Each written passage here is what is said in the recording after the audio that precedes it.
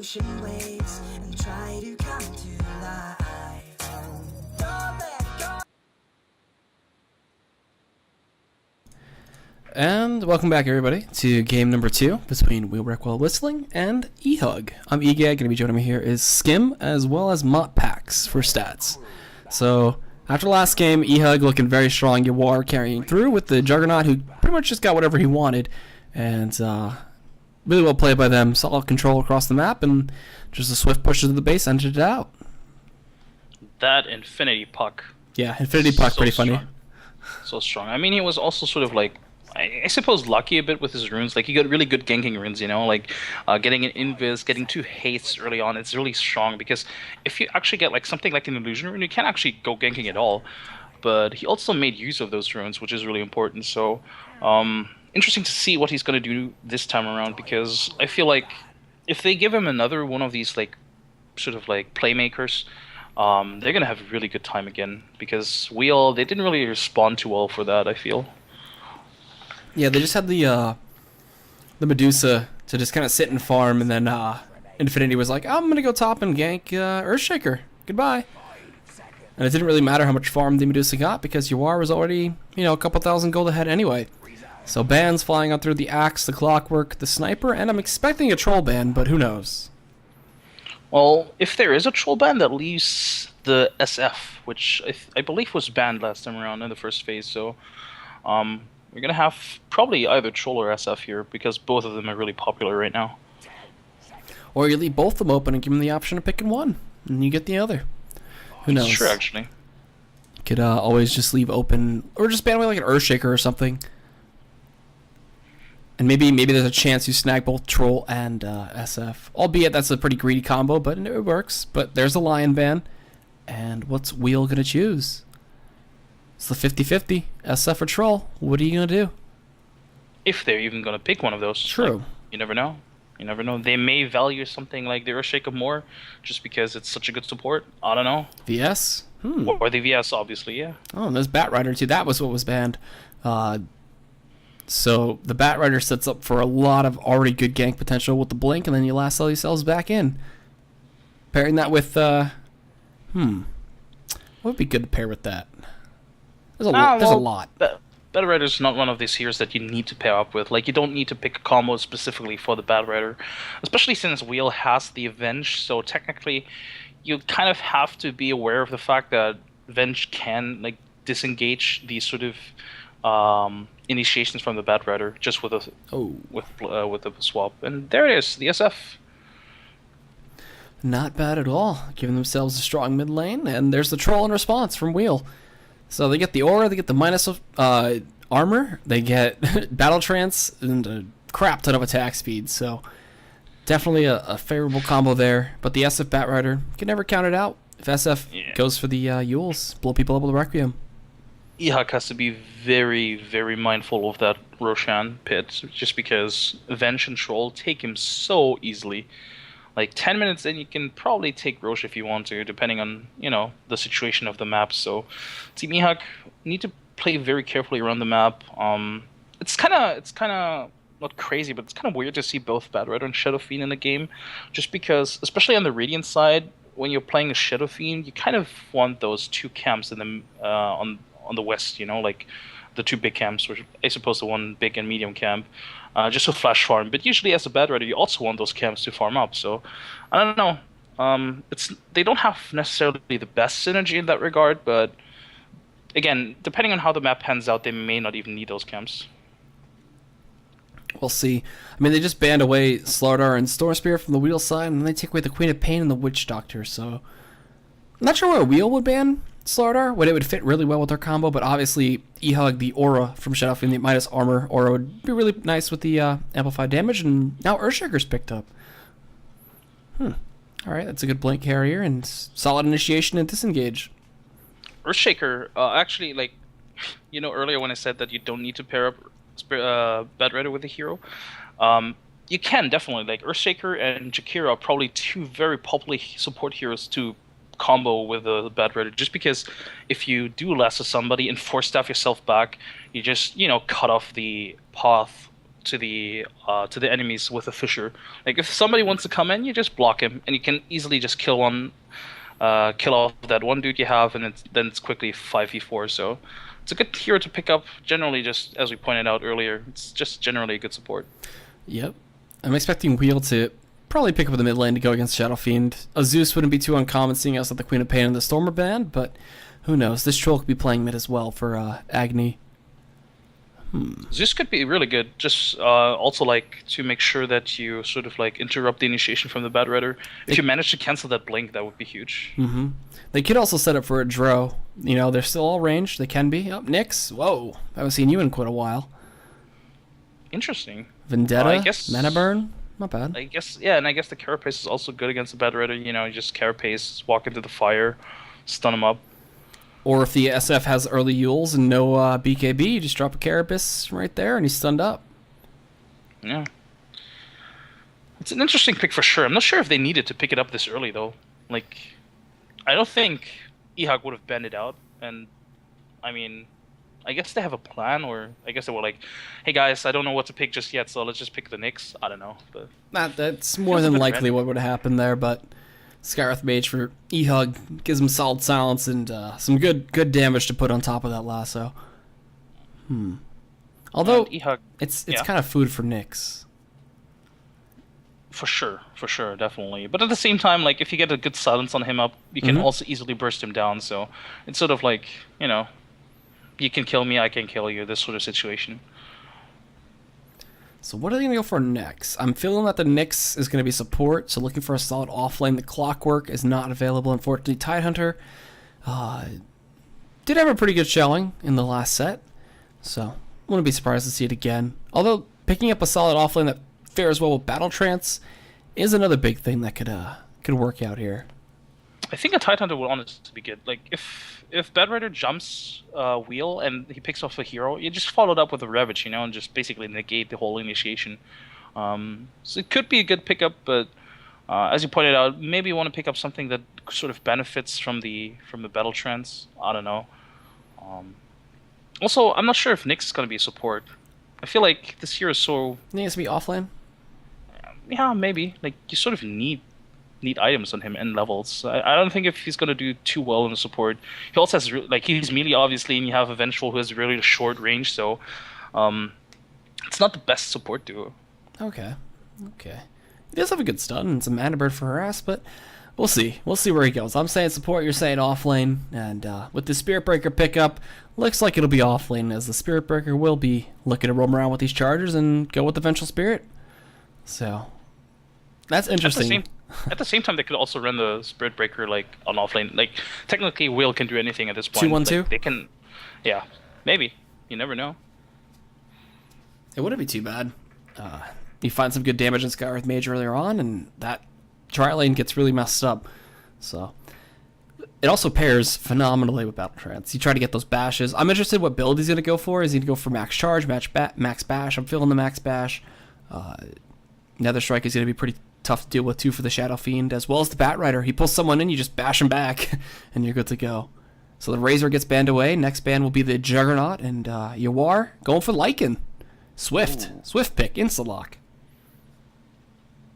Lycan, wow, okay. I like it, honestly. I mean, I don't like the hero in general, but I think it... Tinker. Oh, Tinker. Huh. So a bit of like, I guess... global gank potential with Nyx, Spirit Breaker, and even Tinker. Where are the stats on that? Now, Tinker's someone that I haven't even thought about in a ban draft phase, so... Oops. I actually pressed the wrong button there, but yeah, what's going to be the idea here with this Tinker? Good question. Like, it's definitely going to go mid, obviously, but I guess it's good against the push coming out from eHug. Obviously, they have the Lycan, so that's a lot of pushing ability right there. I guess it does okay. Actually, yeah, I guess it does okay in lane against SF. He's going mid, right? I don't know. Should be. He's got the Tango spool to him, so here he is. Oh, look at that. Plugging Grand Grant. There you go. Everybody's gonna go watch Grand Grant. Savage caster. EGADCasts NAL. I know he does a lot of the public casting for that. And apparently he's very savage. He drops dope rhymes. I don't know. But let's go over the rosters here. MJW will be playing your Bat Rider for eHug in the off lane. We got mid for Infinity on the SF. SF himself will be playing the Earthshaker. And Ryza will be playing your Skywrath Mage. And then Yawar will be looking to farm up the Lycan in tribute to his former team member in EG. I don't know, just kidding. His team member, his brother is team member in EG. I can't speak anymore, guys. I'm actually just a little brain dead. Just a bit rambling. Yeah, what about Wheel? Yeah, about Wheel. We have Tolera on the Nyx, and ooh, looks like we have an engagement top. Firefly. All right, coming in. Gonna see some dubs. Gonna see a fissure. He's stuck. He's gonna charge actually over it to the to Yawar. Oh, unfortunate positioning, and Fantasy Ann gets out of there. I'm not sure if, what he was thinking there, honestly. I don't know how he ever, in that situation, doesn't take damage or even gets the rune. I don't know. It was a weird play, but he gets away with it, so I guess it's okay. But yeah, to finish the introduction, we have Agni on Tinker, Goody on the Spirit Breaker, Derp on the Venge, and finally Sleazel on the Troll. Oh, Infinity started Raise. Huh. Okay, so he's gonna have to wait till level 2 before he starts really gathering up the damage. Unfortunate, but he can still nuke. It's not too uncommon just because you want to secure, the whole farm on the lane. You want to make sure that you dominate the lane, and then after you even maybe get the bottle, you can make sure that you get those souls. So, it's actually it's working out okay, I suppose, but could be. You can also contribute to the fact that there was a Skywrath in mid. So, I'm not sure if he needed to go for the raise early on, and he may have also skilled it just because there was an engagement top. You never know. And Tolera's going to be able to get some good XP in this offlane, seeing as how Yawar is kind of left alone right now. The only thing is, he's going to be very careful and very mindful of the Skywrath Mage. Carapace comes through too, and he dropped a good ward, so he's going to be very safe from now. And there's really nothing Yawar can do about this until some solid harass comes in from Ryza. And is there no one top? No. MJW hits level 2? Does he have any stacks? No. He's going to have to start stacking and Firefly through it. Tolera with a really nice ward here as well. So he saw the rotation coming in from the Skywrath, and he's already level 3, which is honestly really huge. He knew that there was a Skywrath babysitting the SF in the mid, so he played really aggressively. He's probably not going to get as much anymore, just because now they started pulling and stacking. But luckily he actually blocked one of the camps, so they can't double this haste and level 2 spikes. Infinity would be a prime target, but alright. Gonna focus on bot instead. Yeah, I think with this he just wants to make sure that he can get a lot of XP and maybe be a nuisance again. I don't think he can get a kill there, honestly, just because Infinity is in a really good position. The lane is not in a great position to get a kill. Especially with the Tinker with level 2 laser, which is actually not a bad nuke. And I'm wondering if he's gonna actually stick with level 2 laser and just level everything else up. I've seen really weird builds where it's just switching between March and missiles, but the March got nerfed way too much. I think I've seen every build thus far, so I wouldn't be too surprised to see anything, even stats. I don't know. Stat lasers. Yeah, but nah. He's probably gonna maybe level up another nuke. Probably only gonna get one March on level 5 or something. Just to, harass the SF, who surprisingly didn't go for the bottle immediately. He's actually gone for boots. So in terms of last hits, it's actually no surprise that Sleazel's on top with the troll up top. He's left alone. There's nobody harassing him, nothing, and just having a field day up here. So that means I'm wondering if he's gonna go faster blink. Do you think? Well, some of the Chinese teams actually did fast blinks on trolls. But I don't know if this is something that an American team would do. I don't think it's good here. I think in this position you kind of want to go your standard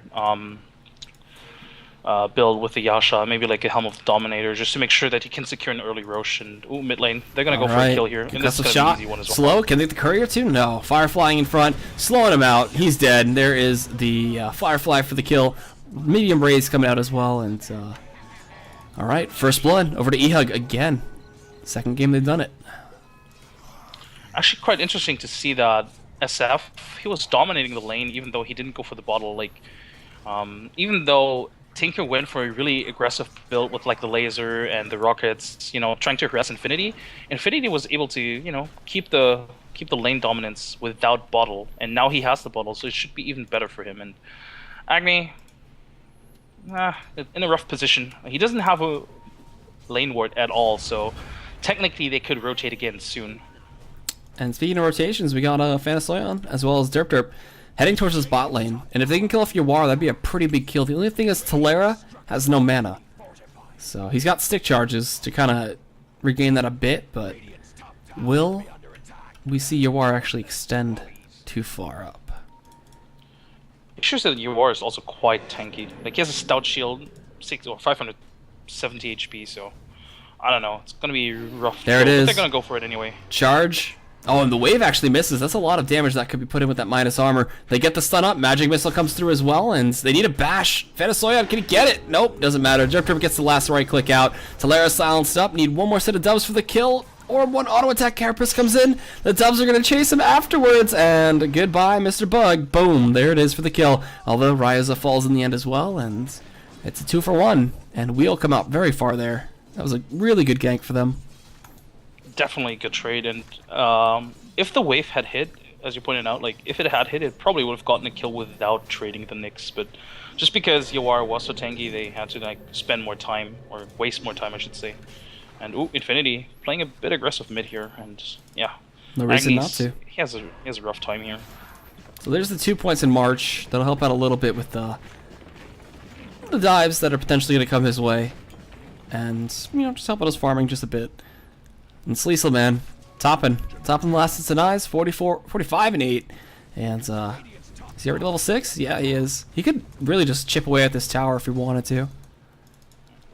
Honestly, I really love what MJW is doing. He's Soul farming stack? the enemy jungle. Uh-oh. Oh, they're going to dive. Uh-oh. Derp. Wolves spotting him out. Concussive shot. There's the doves coming through as well. Derp getting the stun. There's the wave, and he should be dead. Auto attack number 3. Boom. There it is. Talera coming in. Gonna get the carapace stun onto 3. There's a charge going through as well, knocking everybody out of the way. The cow just takes them all home. Talera, he's trying to do what he can. Close range raise.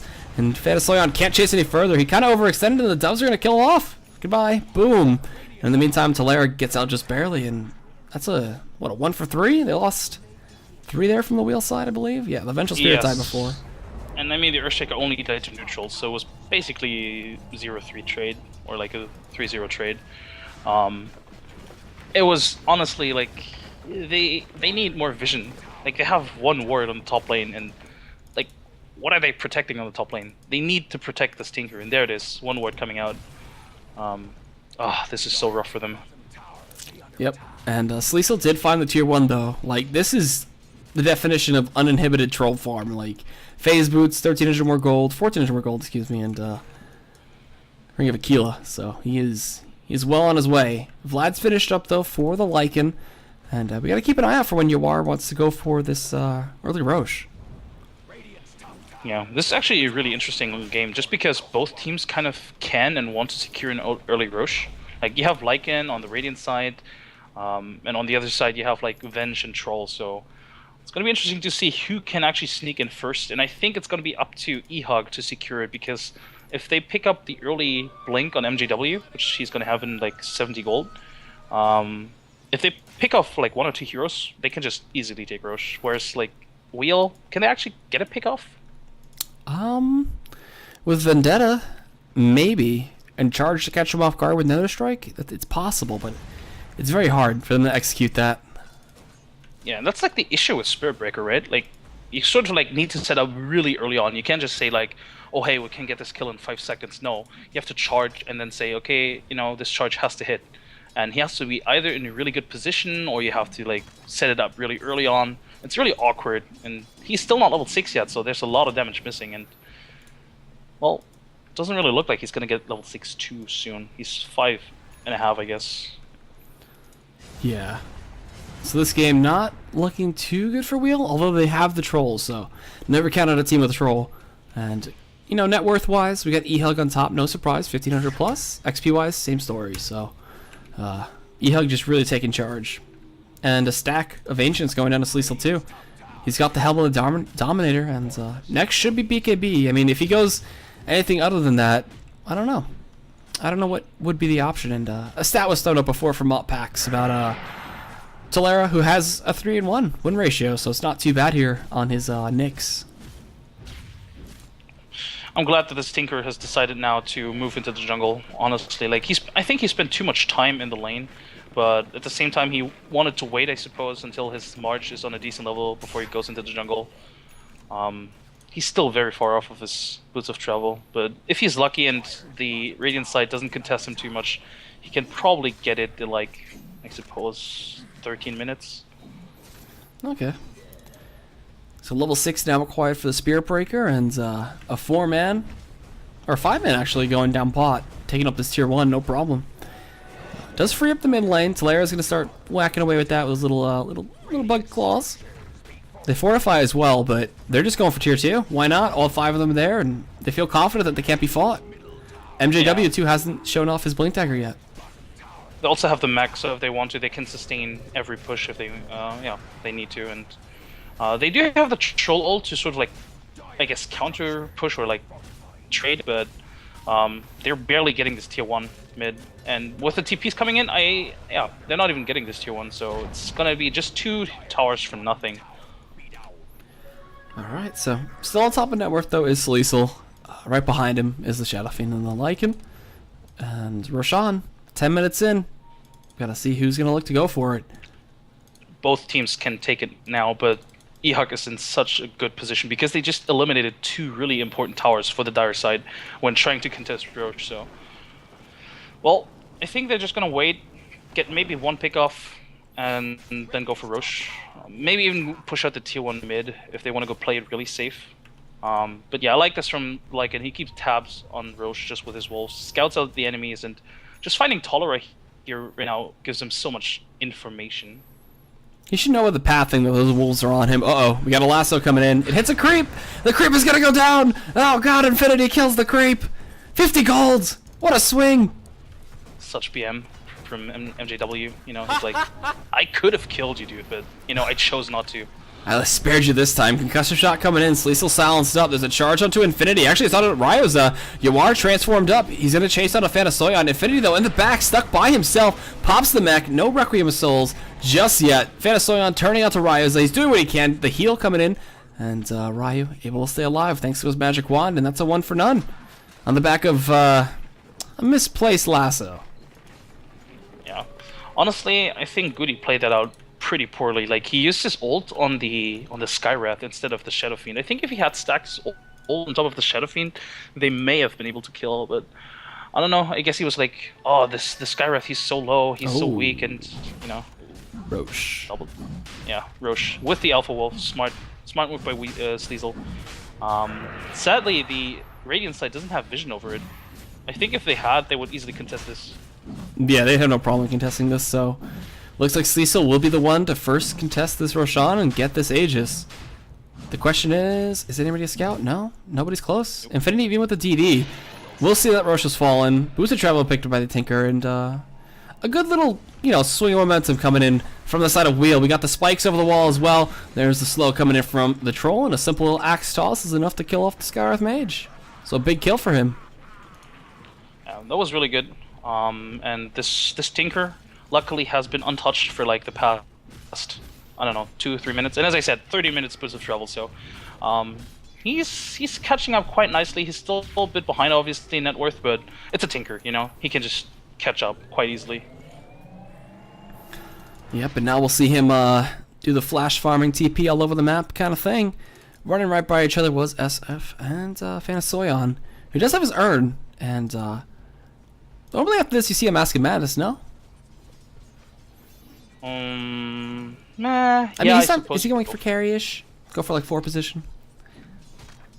I guess he could, but also, I mean, wouldn't a BKB be better, I guess, against like Fisher? Yeah, true. To not get bursted down by the Skywrath. Like this, the Mask of Madness sure is good, but there's so much burst potential that if you do pop it, you just risk getting killed within seconds. And he's dead. And no creep to help him. Lasso, 3 raises hit. Nice little addition to his Arcana there for Infinity, and he gets the kill too. Now this tier 1 up top gonna stand no chance. I mean, this is probably not going to matter much, but I think they should have given this kill to the Earthshaker. Like, he has 700 gold. If he had gotten the kill, he'd probably be at like 1,000 something. And it would put him just, you know, a tad bit closer to his blink, which is actually quite important in this game. So. TP's coming in. Mass TP's actually. That tower's so close to dying. 13 health. Concussion shot not able to come out for Ryza. And alright. They put some pressure on the map finally. Despite the fact that they've lost tier 2 in bot. And Agni doing his thing. Farmer across the map here in the enemy side of the jungle. They're going to see the marsh, but can they stop him from getting back? No. Flame break a second too late. Has to be really careful with those plays, but I think he should have his, yeah, he has his blink soon-ish, so he can allow himself to play that aggressively. And the fact is, he did see 4 TPs being forced out middle, so it's okay. And yeah, he knows his bounds, hopefully. And back again he goes. This is going to be a long time for him to farm. Like, Agni really needs his alone time. Like, he cannot afford to die again. He's well under where he should be in terms of net worth. Where he would like to be, excuse me. It's really difficult for now to like flash farm good, just because he doesn't have blink yet and he can't really feel too safe. The map is, I don't want to call it dark, but it doesn't really give him too much key information about the whereabouts of the enemies. So yeah, if he gets caught out by like a Fisher or like by a Silence or something, I don't know, he could die quite easily. So he has to be really careful, and I like this approach. You know, he's just like, just one wave at a time. One wave at a time is a slow and steady way to go about it. Batrider now has his fourth staff, so we're going to see some people get pulled very, very far away. Get kidnapped, and more than likely killed off. Sleazel, oh no, it's, yeah. There's pings coming out. They have pretty good vision over this, the Radiant that is. Like, they have 2 really aggressive wards around this ancient camp. They also have the wolves, obviously, so they know. Oh, the Alpha Wolf, no, the wolves! They're betraying their own kind! Why? Alright, they're dead anyway. Okay. Damn traitors. Oh, wait. Oh, the Nyx picking off a kill on the Skywrath Mage with the help of the Tinker. Alright, that's what I was talking about with Vendetta. Very, very important. Like, it's difficult to find kills as the Nyx here right now, so it was really important to just find that one. It also gives them a bit of space back, and yeah, they immediately smoke again. I like this a lot. Like, they immediately smoke again and try to find another kill. And Sleazel in the meantime puts that pressure on the map, going for the tier 1 here. Even with the wolves from the Lycan, that's not going to really be enough to stop him. Just going to town on this tower. Still has the Aegis too. He picked up a Sanjin Yasha, so making his pushing power much, much stronger. And the tier 1 in the mid will actually be traded out. Although, will Wheel actually look to fight? Doesn't seem like it. No, I don't think so. They may try to find like some sort of like straggler, like somebody who's retreating, but... Oh, actually they're going in. It's not really the best position to fight in, to be honest. Alright, he's transforming right now. Yules comes in, and that's going to stop the Space Scout from running any further there. He does have charge back up in 5, though. But, not going to risk it. I think Wheel was sort of like desperate to make this Aegis count, because the Aegis was just running out, and they were trying to like, hey guys, Aegis is gonna run out soon, let's try to fight, like, let's try to make, you know, use of this Aegis, but again, they were in a really bad position to do so, and I don't know. I mean, it didn't cost them anything to chase there, but at the same time, it could have turned out pretty badly.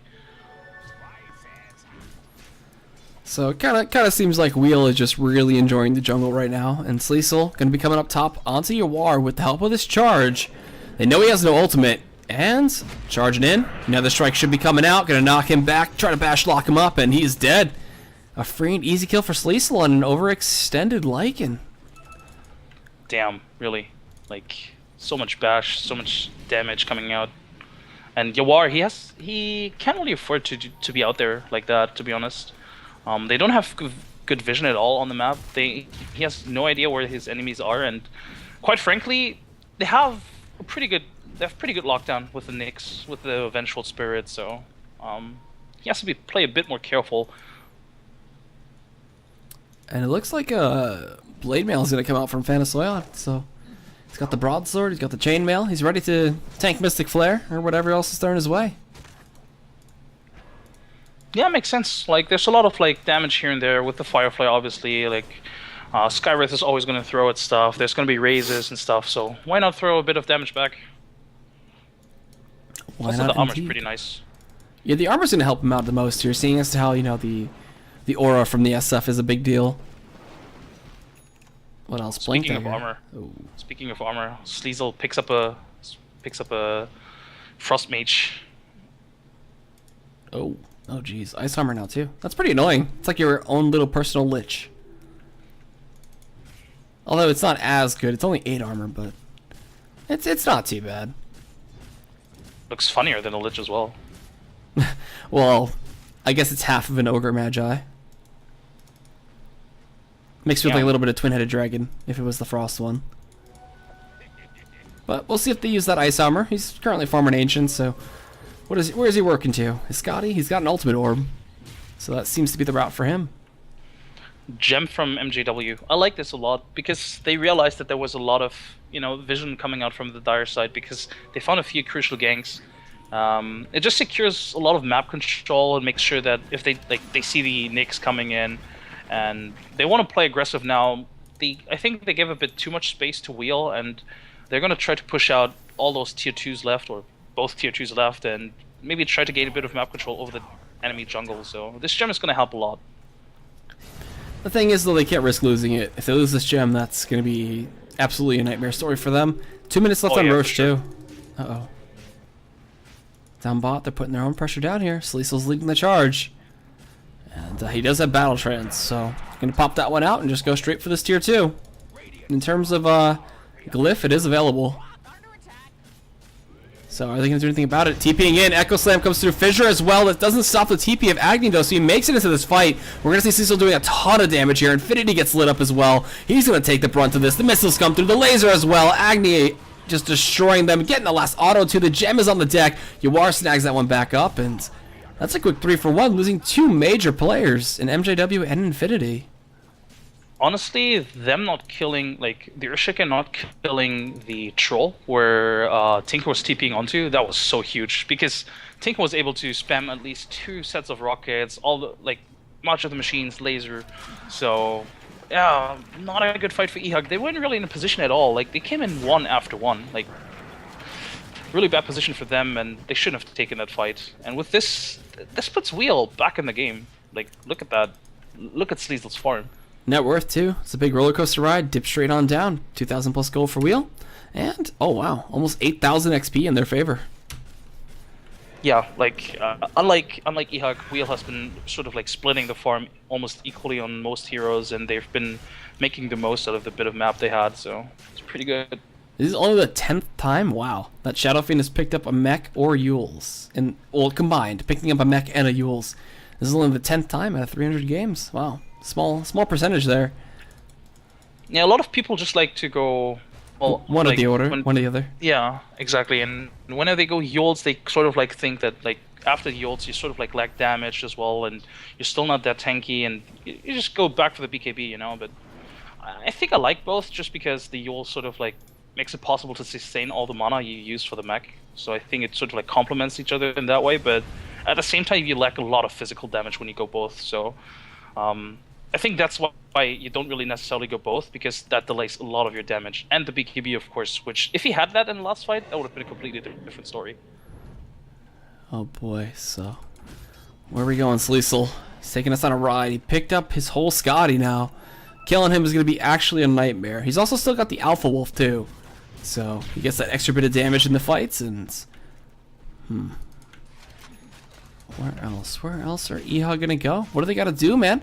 They're trying really hard to keep Yawar into this game. He's now 4th on net worth. The Tinker, I don't know where Tinko came from, but Tinker is overshadowing him by quite a bit, and he picked up a Bloodstone. Yeah, I like the Bloodstone on Tinker. It's good for his mana pool, and if he does find a few kills, it makes him, you know, makes him a lot stronger, and he can stay in fights a lot longer. Like, the thing with Tinker in teamfights is usually you just have to like TP in, spam a bit of stuff, and TP out again. But if with the Bloodstone, it makes it easier to stay. Look at this Roshan! Oh. Goodbye, Roshan. Roshan didn't stand a chance, man. Get Roshan! Alright, Sleazel getting another Aegis for himself, and at this point, I don't see how eHug fight. Yawar can't do anything without BKB. He's got the Necro 3, but he's not split pushing as much as he should be either. Yeah. As I said before, like eHug, they're not really spreading the farm too well. Like usually you see either 2 or 3 heroes farming at the same spot, like either in the lane or in the jungle. You know, it's also really tough to split push against a Tinker as well. So in that regard, Yawar has a really tough time. Every lane he goes to, there's either a Tinker or like a troll waiting for him, and that's why you can see like eHug is trying to go for mid, but yeah, Tinker's already laying down the march. Let's see. Oh, they cancel his TP too. That would have been really bad had he finished that TP. BKB early by Infinity as well. Charge coming out onto Yawar, and it's not going to connect. They TP back into base, so tier 2 down bot just giving up for free, and Sleesel, man, putting Wheel on his back for now, allowing his team to wholly catch up. And I mean, he was left up top by himself. Like, no response from eHug was there, no ganks, nothing. Yeah, I think they sort of like underestimated the impact this troll can have. Like they focused a lot on the Tinker, trying to, you know, delay his impact in the game, and they did fairly well in that regard. But after that, I think they sort of forgot to pressure anybody on Wheel's side. Like they didn't pressure the Tinker, they didn't pressure the troll. They found a lot of kills, or not a lot of kills, but sure, they found a few kills on like Goody or Derp. But does it actually matter for Wheel if their supports die? Not really. Doesn't seem like it. So, got TP coming in? No? Tinker's not going to be going for the team with? Will he be going with the team? No? Okay, so he's going to do his own thing. Make sure the lanes are keep pushing out. And, I mean, Sleesel at this point just goes in the front. Plays the man that leads the charge. There's nothing they can do about it. And Agni as well gets the high ground. He's going to get vision and just keep spamming out these missiles. What the hell is eHug going to do? Yeah, it's so annoying to fight into that. And also, like, it disables the blink, so if you as a bad red, it's really difficult to find an initiation here as soon as the March spam comes out. Like you have to position yourselves really awkwardly, you have to position yourself out of the March, and if you just get hit by one, it's over. Alright, Lasso comes in. That's a target you definitely want to kill here. But in response, he gets charged. There's a nice Echo Slam on a 3. Infinity pops the ultimate as well. He's doing so much damage, but Sleesel's bashing him, chasing him down. There's a defensive Yule's going to actually keep him alive, but Yawar just dies. Sleesel falls right afterwards. There's the fissure, and Sleesel's just going to come back. Aegis in the hand, Gem on the deck, and that's a quick 4 for 2. Well, 4 for 3 technically, but Aegis popped. And Sleesel's back in the fight, full health, full mana, and that's Rax. That should be Rax. Probably the best initiation you could have hoped for, just by picking off the Tinker, was really good follow-up from the supports. Like Venge swapped him out, and Goody even tanked a bit of the Skywrath ultimate, so Tinker was able to survive and was able to still spam out stuff, and yeah, as you pointed out, like Sleesel is just going ham on eHug. Nothing they can do. One set of racks going to be going down here. It looks like SF trying. Glyph coming out. Oh, wait, hold on. These racks are going to stay alive. Oh, had that fissure hit. That might have been it for Sleesel, but he's got backup from Agni, and MJW blinking forward. Really wants to get this kill or catch somebody off guard. Firefly's halfway done, and can they get Agni? Flame Break does connect, interrupting that TP home. But look at the March, man. It's just whittling away at MJW. He blinks out, chasing still forward. We do have a 4 staff, and he just quickly rearms his blink and gets the hell out of there. Yeah, and also in that last fight, that's where the Bloodstone came. Yeah. You know, that's where the Bloodstone was shining. Just because usually in a Tinker in that position, you kind of have to TP back, but he just bottled up, and with the Bloodstone charges, he was just regenerating a lot. And look at that, like he's almost always has enough mana to do stuff. So apparently, this build is only in 4.6% of 900 games of Tinker. That's insane. Yeah, usually you see stuff like Hex or Shivas or Dagon E-Blade or something. Dagon, yeah, exactly. But I think they don't really need it because Sleesel, you know, he's just like dishing out the damage already. I don't think they need like burst damage. I don't think that's the problem here. So I think I like that build right here, and I mean it's paying off. So yeah, just missile spam galore, allowing Sleesel to do what he wants, and now Blink Dagger for the SF. Is it too late?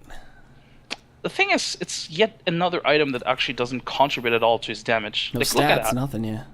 Yeah, he has like 160, 170 damage. That's nothing.